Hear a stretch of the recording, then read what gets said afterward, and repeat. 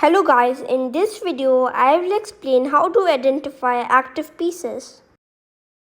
The key to improving your position is by activating your pieces. An active piece is ready to jump into action.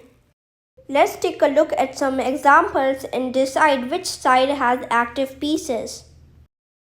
Take a moment and compare the both sides' pieces. Which side has more active pieces, white or black? Notice white has 3 pieces in black's territory. The bishop on f6, knight on d6, and the rook on e7. All these pieces are very active. The bishop controls a lot of key squares in front of the black king. Also controls a1 to h8 diagonal. It also controls h4 to d8 diagonal, controlling lots of dark squares in black's territory. The knight is excellently placed. It's putting pressure on f7, b7 and the bishop on c8. Notice white's rook on e7 is doing the same thing, pressuring all the targets. The only piece that's not in black's territory is the rook on d1. And it enjoys a lot of open squares and also protects the knight on d6. Let's compare that with black's pieces. Black has no pieces in white's territory. Notice black has 3 pieces still on the 8th rank. The rook on a8, the bishop on c8, and the rook on f8.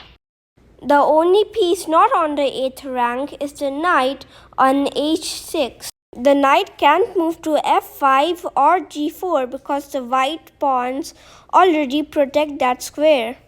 In this position, black's pieces are doing nothing. Take a look at the light squared bishop on c8.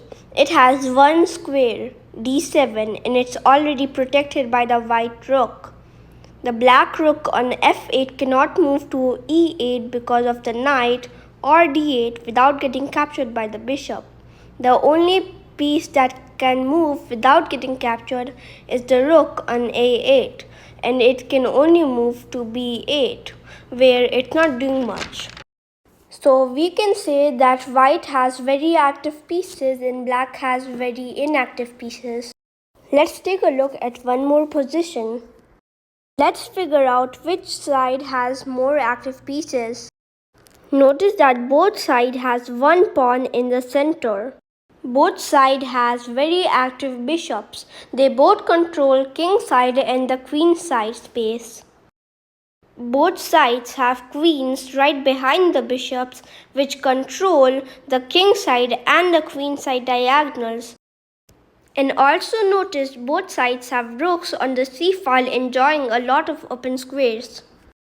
The only difference between the two sides is the rook on e1 for white has the e-file all to itself. Meanwhile, the rook on f8 isn't really doing that much for black. So black solves this problem by playing rook f to e8. Both sides have very active pieces. We could call this position an even or balanced position.